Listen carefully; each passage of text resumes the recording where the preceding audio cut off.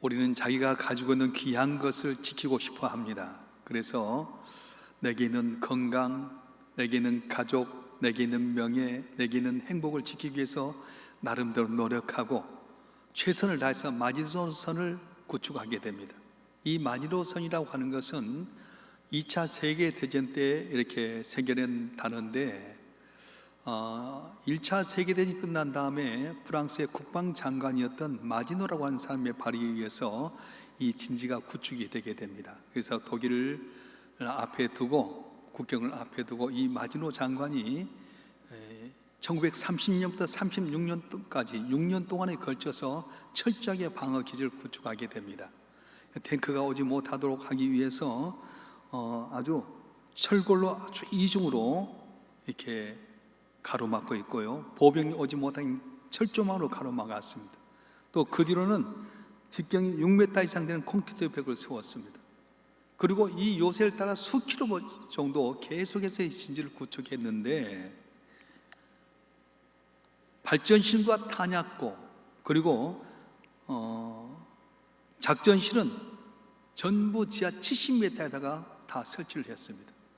통신 설비도 폭탄이 터뜨리면 끈이 끊어지게 되면은, 선이 끊어지면 연락이 못하기 때문에 지하에다 다 매설을 했습니다. 그 당시로는 난공불락의 요새와 같았습니다. 그런데 실제 2차 세계대전이 발병하면서 이 마지노선은 무용지물이 되고 말았어요. 왜냐하면 독일군이 그리 전진한 것이 아니라 바로 옆에 있는 벨기에와 룩셈부르크 지역으로 우회전해서 오다 보니까 마지노선은 한 번도 사용하지 못한 채 결국은 다 무너지고 말았던 것입니다. 마지노선만 아닙니다. 우리가 이 세상에 살면서 자기를 지키기 위해서 여러 가지 성을 구축합니다. 옛날 트로이 성부터 시작해서 만리장성까지 쌓아봤지만은 나를 안전히 지키는 하나도 없습니다. 9.11 테러 이후에 또 탄저균이라고 하는 이런 세균을 가지고 뿌려서 백색균이라고 했는데, 이걸 가지고 그 당시 펜타곤이나 국방성에도 침투하게 되고요, 철통같이 백악관이나 또 국회의사들까지 침투하고 말았습니다. 뭔가 지킬 것 같아 지키지 못했어요. 지금 코로나19가 그렇습니다. 코로나19 때문에 온 세상이 긴장하면서 방어 기준을 하고요, 다 열재고, 그런데도 불구하고 잠복되어 있는 코로나를 어떻게 할 수가 없습니다. 최첨단의 과학으로도 지키지 못합니다. 그래서 최고의 힘을 가지고 있는 영국의 수상까지도 코로나에 감염이 될 정도로 내가 지킨다고 해서 지켜진 것이 아니라고 하는 것입니다. 제가 어느 책에서 봤더니 실제인지는 모르겠습니다만 재벌들은 자기를 지키기 위해서 철통같이 방어한답니다. 그래서 벽에다가 이렇게 전자 감응 장치를 해가지고 사람이 와서 담을 딱 넘게 되게 되면 동시에 사이렌이 울리게 되고 불이 딱 켜지면서 경비원들이 착 나오게 되고 개들이 나와서 그 온 사람 막는다는 거예요. 그런데 혹시라도 넘어서 집 안에 들어왔을 경우에 이분들이 어떻게 하냐, 이염 속에 침대에서 딱 단추만 누르면 그 침대째 통째로 쭉 지하로 빠져가지고 차고에 차까지 딱 안전하게 장치가 된다는 거예요. 최첨단의 장비로 남이 우리 집에 들어와서 나를 어렵게 할 때 막는다고 막아주는 겁니까? 과학적인 기술이 나를 막아주는 겁니까? 살금없이 죽음의 그림자를 어떻게 막습니까? 암세포라든가 아니면 어떤 사고를 어떻게 막을 수 있습니까? 나름대로 나를 지켜보지만은 이 세상을 나를 안전하게 지킬 수 있는 건 하나도 없다는 거예요.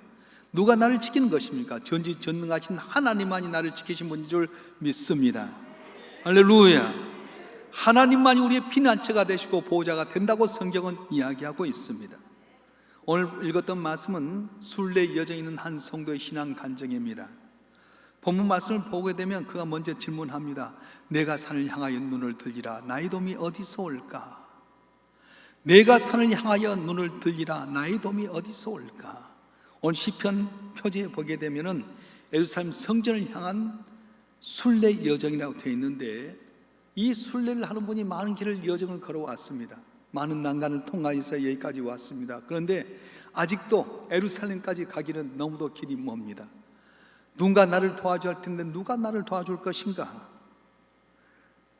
이 순례길을 여기까지 온 것도 기적이지만 저기까지 가려면 누군가 도와줘야 될 텐데 누가 나를 도와줄 것인가? 산을 향해서 눈을 든다고 했는데 이 산은 어떤 산입니까? 예루살렘이 있는 곳입니다.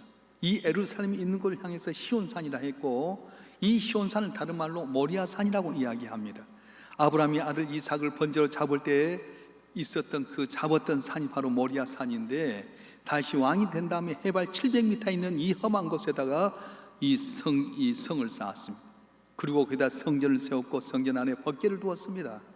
다시 말하면 이스라엘 백성들은 성전이 있는 곳, 법궤가 자기들을 지켜준다고 생각을 했습니다. 그래서 내가 산을 향하여 눈을 들리라 나의 도움이 어디서 올꼬, 이 말은 예루살렘 성전에 있는 법궤를 바라보면서 과연 내 도움이 어디서 올 것인가를 묻고 있는 것입니다. 산을 향해 눈을 든다고 하는 말은 예루살렘을 바라본다는 뜻이고 성전을 생각한다는 뜻이었습니다. 그런데 이 성도는 눈앞에 보이는 예루살렘 성 너머 끝을 바라봅니다. 어떤 겁니까? 천지 만물을 창조하신 하나님을 바라보고 있었던 것입니다. 나의 도움이 천지를 지으신 여호와에게서라고 했던 것처럼 천지를 지으신 하나님, 여호와 하나님이 나의 도움이 되시고 지켜주시고 보호하신다고 하는 그런 간증이었던 것입니다. 우리에게도 도움의 손길들이 있습니다. 그것이 친구일 수도 있고 부모일 수도 있고 가족일 수 있습니다. 어쨌든 건강이 재물이 나의 도움의 손길이 될 수 있습니다. 그러나 이런 것들 넘어 있는 하나님을 바라봐야 된다는 겁니다.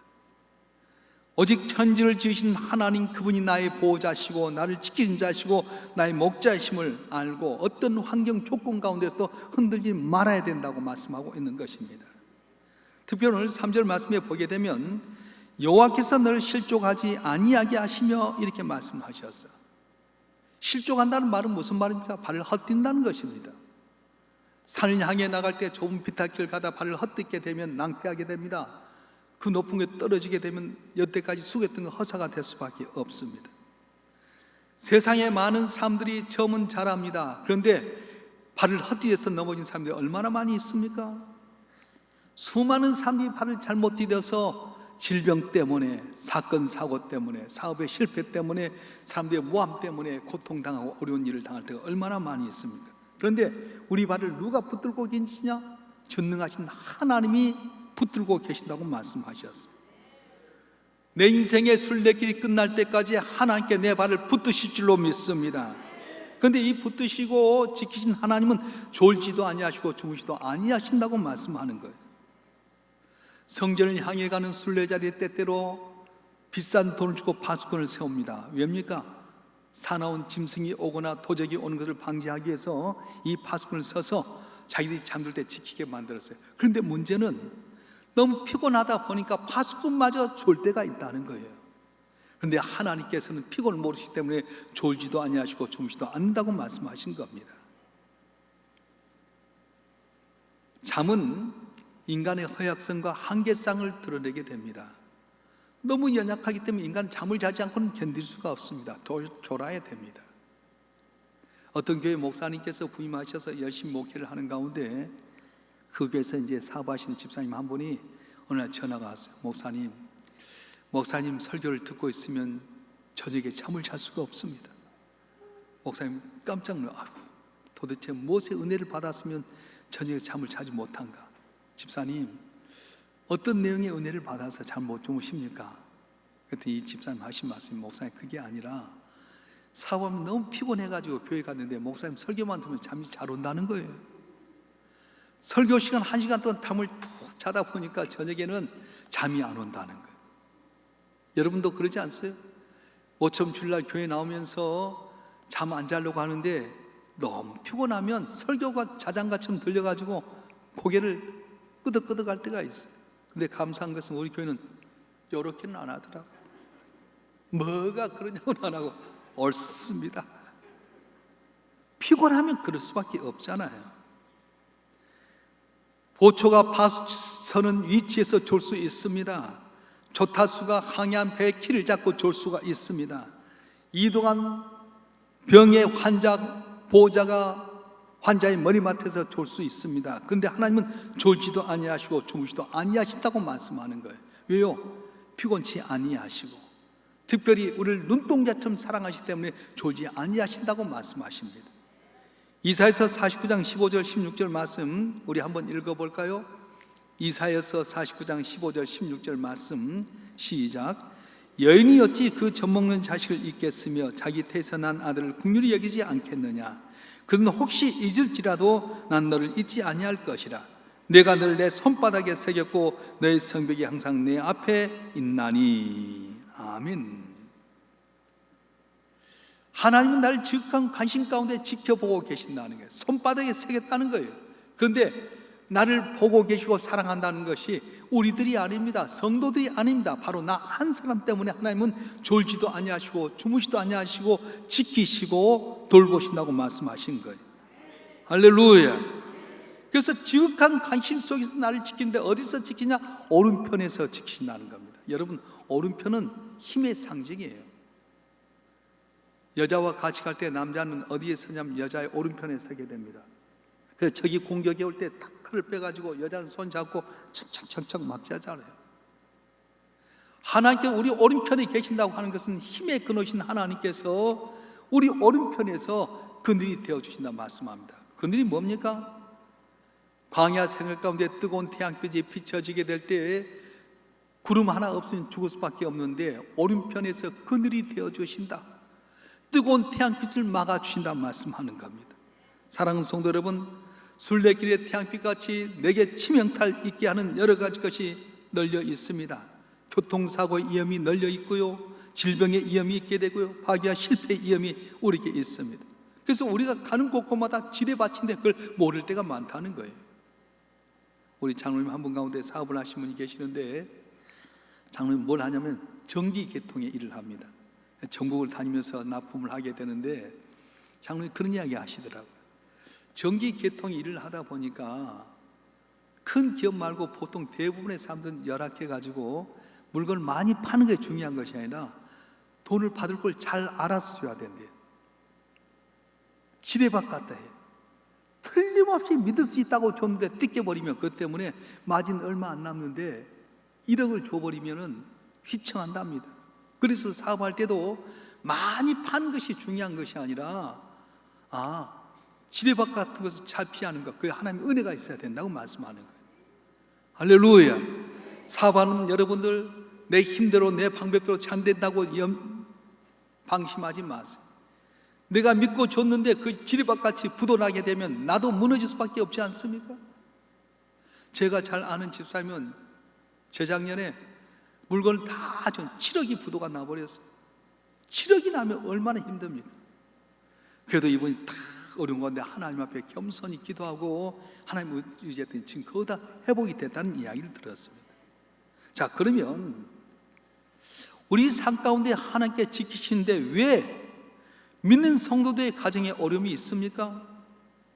저녁 예배 된다고 집을 비워두고 교회 나왔더니 그동안에 도둑이 와서 다 털어가 버렸어요. 어떤 가정의 자녀들이 좋지 못한 친구들을 만나서 부모의 속을 썩이기도 합니다. 어떤 젊은 사람은 불치의 질병이 다가올 때가 있습니다. 하나님이 우리를 지켜주시면 어떻게 이런 일이 있을 수 있는가? 졸지도 아니하시고 주무시도 아니하시고 실족지 않게 하시고 오른편에 그늘이 된다고 하는데 왜 예수 믿는 우리 삶 가운데 생각지 못한 질병이 오게 되고 가난이 오게 되고 내 자식이 속을 썩게 되는가? 예수 믿어도 세상에 살면서 고통도 당하고 사고도 당하고 어려움도 당하게 됩니다. 그런데 여전히 하나님 내 곁에 계셔서 환난을 명쾌하신다고 말씀하십니다. 단지 하나님의 뜻과 사람의 뜻이 다르기 때문에 그렇다는 거예요. 내가 예수님 잘 믿어도 사업이 어려울 수 있습니다. 생각지 못한 질병이 올 수 있고 내 자녀가 속상하게 할 수도 있습니다. 그런데도 불구하고 하나님 곁에서 지키신다는 거예요. 단지 하나님의 뜻과 우리의 뜻이 다르다는 거예요. 우리 한번 읽어볼까요? 이사야서 55장 8절부터 11절의 말씀.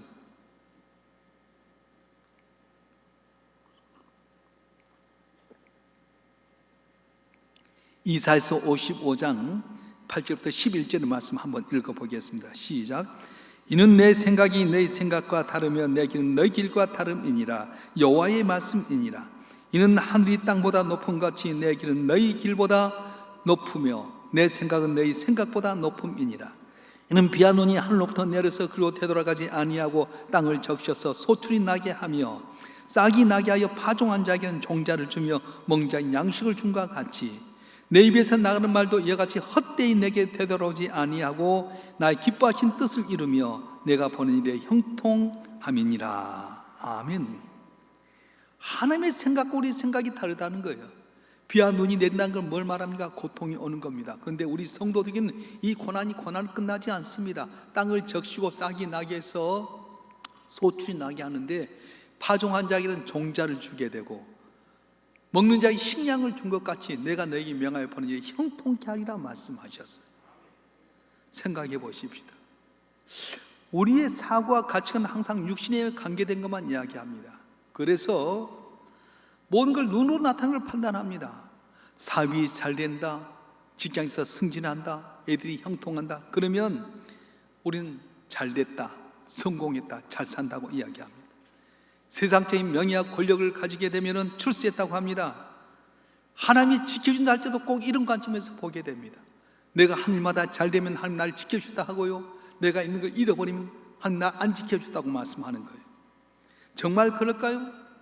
성경은 우리 육신보다도 내 영혼에 대해서 온 천하보다도 귀한 그 영혼이다, 그렇게 말씀하는 겁니다.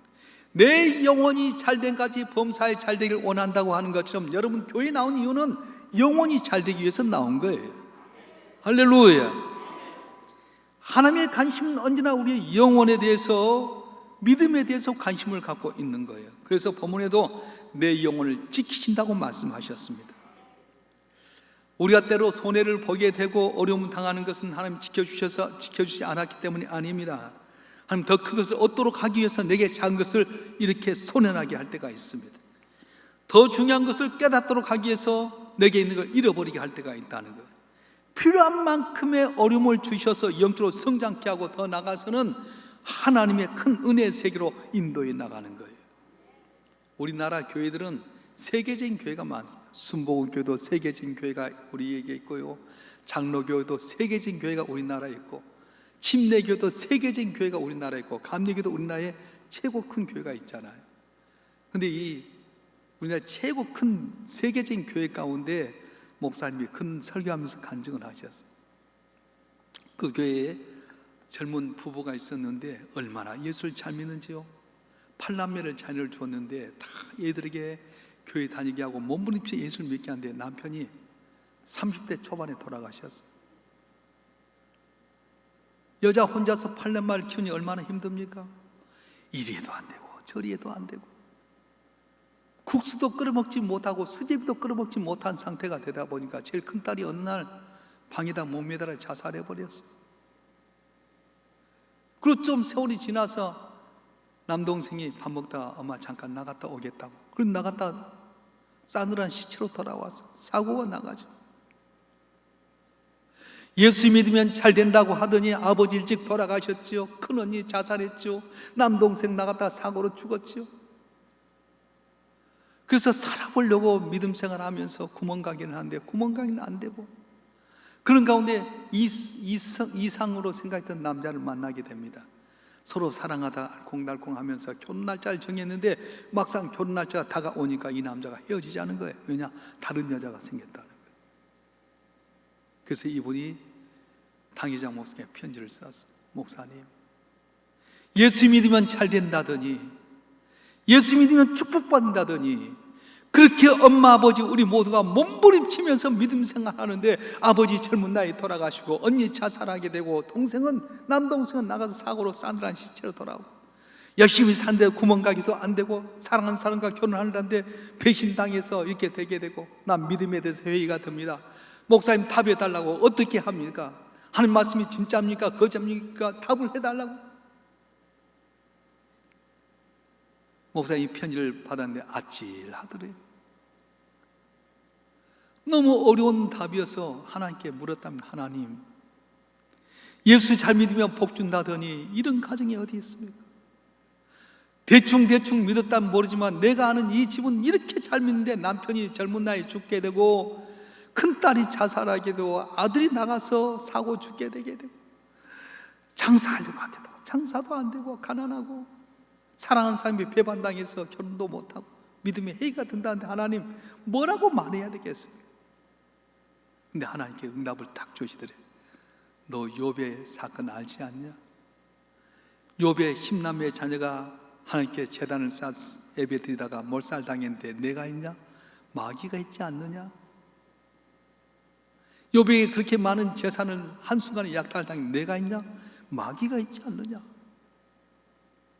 욥이 생각지 않게끔 몸에 악창이 돋아서 기아장으로 몸을 긁을 만큼 어렵게 된 거 내가 있냐?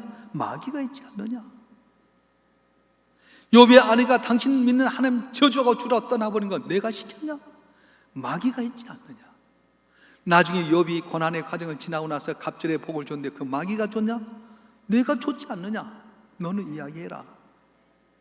그 가정에 하나님이 이렇게 한 것이 아니라 조상 때부터 왔던 귀신이 사탄의 역사였기 때문에 사탄의 권세를 물리치게끔 네가 권면하고 기도해 주라 그러더라고요.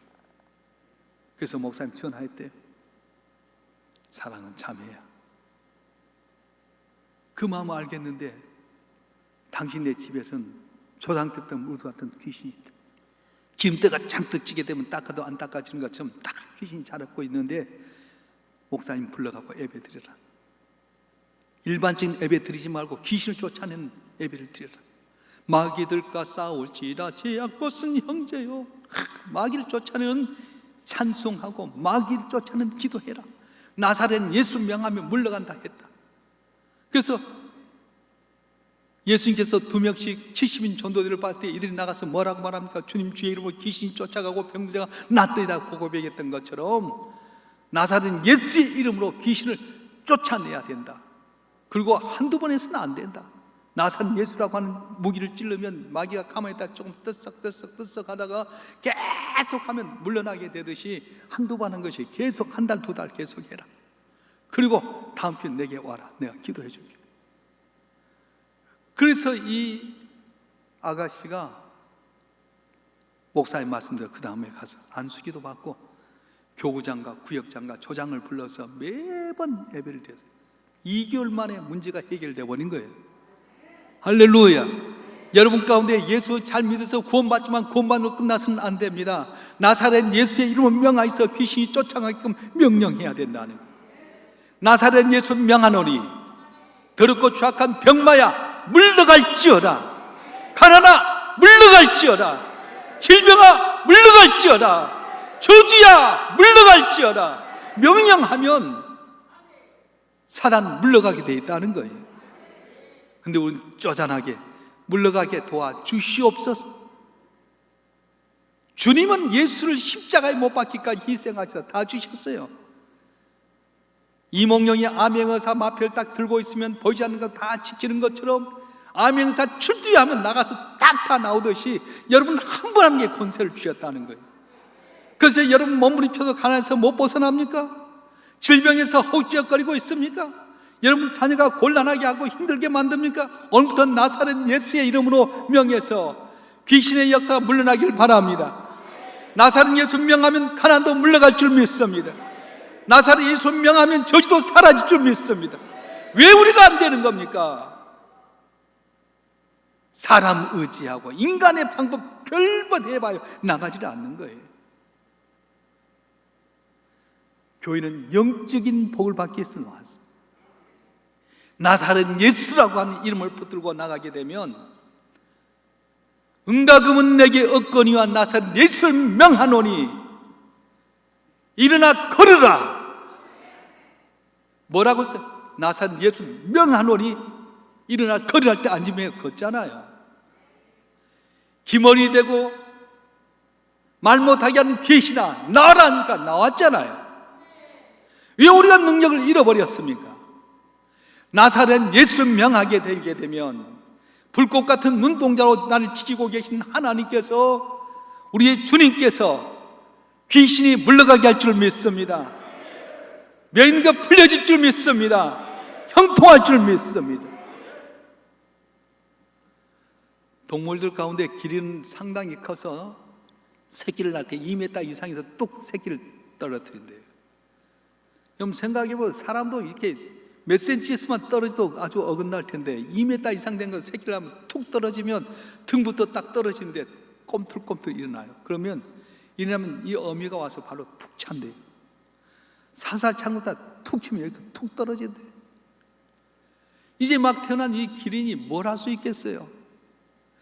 걸으려고 막 꼼틀꼼틀하고 일어나려면 또 발로 툭 쳐, 툭 떨어진 거예요. 또 일어나면 또 툭 찬답니다. 동물학자 왜 저런가? 왜 기른 다른 동물처럼 나오면 막 혀로 핥아갖고 이제 감성도 벗겨주고 좀 키워야 될 텐데 태어나자마자 이렇게 발로 차는가? 봤더니요, 이유가 있었어요. 기린은 초식 동물이잖아요. 물이 지어 사는데 어떤 사나운 동물이 오게 되면 제일 먼저 딱 일어나 뛰어야 될 텐데 새끼라고 봐주는 거 없다는 거예요. 그래서 어머니 최대의 사랑은 이 기린으로 하여금 일어나 걸을 수 있게끔 발로 툭 차가지고 일어날 수 있는 훈련을 시켰다는 거예요. 할렐루야. 그렇습니다. 우리에게 있는 고난은 고난이 아닙니다. 주님께서 욥기서를 통해서 우리에게 주신 말씀은 그가 나의 갈 길 안 하니까 나를 단련하신 후에는 내가 순금같이 되어 나오리라 말씀하셨어요. 고난이 있습니까? 눈물이 있습니까? 가난에서 벗어나지 못합니까? 질병에서 헤어나지 못합니까? 염려하지 마세요. 나를 위해서 아들 예수를 십자가에 못 박게 내어주신 하나님께서는 내 우편에서 그늘이 되어주시고 실족지 않게 붙들어 주시고 담을 넘게 하는 은혜를 주실 줄로 믿습니다. 많은 학자들이 이 시편 121편을 다윗이 진 걸로 이렇게 생각합니다. 그렇다면 한번 생각해 보십시다. 다윗이 얼마나 많은 환난을 당했습니까? 골리앗을 멀치고 민족의 영웅이 되었으면 잘 살아야 할 텐데 사울이 중요한 천천히요, 다윗이 중요한 만만이라 하면서 그때부터 고난당합니다. 집을 떠나서 다 동굴에 살아야 되고요, 들판에 살아야 되고요, 심지어 어디까지 가냐면 자기가 죽였던 골리앗의 고향인 가드까지 도망가게 됩니다.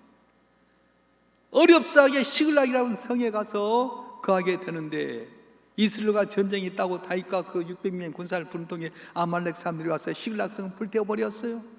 약탈해 갔습니다. 처자식 잡아갔습니다. 사무엘상 30장에 보면 다윗과 그의 다른 부하들이 울 기력이 없도록 울었다고 말씀합니다.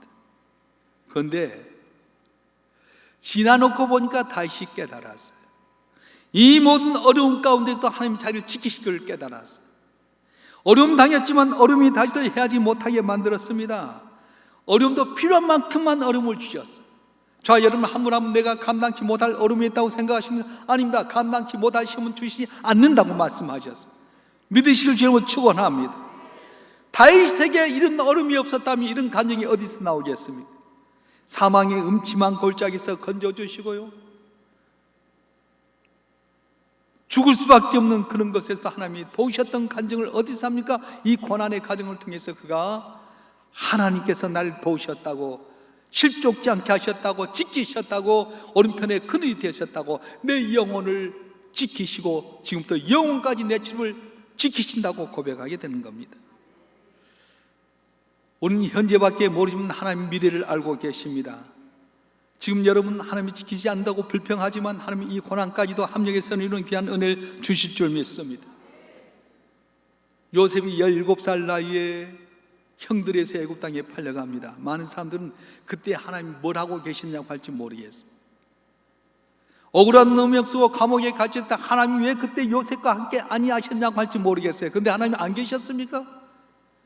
하나님은 요셉이 모든 가정 속에 함께 계셨습니다. 불꽃 같은 눈동자로 지켜보셨습니다. 그리고 인간의 생각과 전혀 다르게 하나님의 방법대로 아브라함에게 이삭이 야곱에게 약속한 대로 이 요셉이 국무총리가 돼서 애굽 땅 가장 좋은 삼각지 있는 고센 땅에서 70명의 야곱의 가족이 번창하게끔 그렇게 만드시고자 하는 계획이 있었다고 하는 것입니다.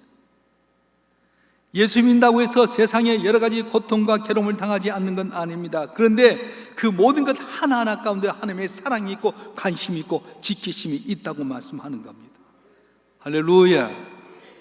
요한복음 10장에 보게 되면 예수님 말씀하십니다. 세상에 그 누구도 내 백성을 아버지의 손에 빼앗을 자가 없다고 말하게 되고요, 내 손에서 빼앗을 자가 없다고 말씀하셨어요. 지금 우리가 코로나에 노출되게 되고요, 폭우나 폭염에 의해서 어려움 당하게 되고 경제는 위기가 있지만은 이 과정 속에 하나님께서 불꽃 같은 눈동자를 지키고 있는 줄 믿으시길 바랍니다. 그래서 마침내 이 고난의 과정을 통해서 우리를 어떻게 하시냐? 준 영광 나타내게 하신다는 거예요. 욥기 23장에 있는 말씀처럼 그가 나의 갈 길을 아시나니 그가 나를 단련하신 후에는 내가 순금같이 되어나리라 했던 것처럼 내 인생의 모든 건 하나님 손 안에 있는 것입니다. 이중 삼중으로 철저히 보호해 주신 겁니다. 그래서 사도 바울이 고백했던 것처럼 합력하여 서로시다 하나님께서 날 지키시다는 믿음 안에 흔들리지 아니하면 이 고난의 잔을 넘게 만드시고 마침내 승리하는 귀한 은혜를 주실 줄로 믿습니다. 너는 마음을 강하고 담대하라. 두려워하며 놀라지 말아라. 내가 모세와 함께 있던 같이 너와 함께 하겠고 네 발바닥으로 밟은 건 다 내게 주노라 했던 것처럼 내 삶의 현장 가운데 두려움과 떨림과 어려움이 있으려 낙심하지 마세요. 주님이 불꽃 같은 눈동이 안을 지키심을 믿고 담대한 믿음으로 주 앞에 의지하며 살아가실 주님을 축원합니다. 그럴 때 이 다음을 넘게 하실 것이고 여러분 삶을 통해 간증하는 귀한 은혜를 베풀어 주실 것입니다. 주실 것입니다. 기도하겠습니다. 인간의 생사복을 주장하신 전능하신 아버지 하나님, 눈앞에 보이는 것 때문에 절망하고 낙심하고 좌절했던 우리의 모습을 고백합니다. 내게 좋은 걸 지키길 원하지만 무엇도 나를 지킬 수가 없습니다. 내 방패 산성 대신 하나님만이 우리를 지키실 분인 줄 믿사온즉 오직 주님만 바라보는 저희가 되게 도와주시옵소서.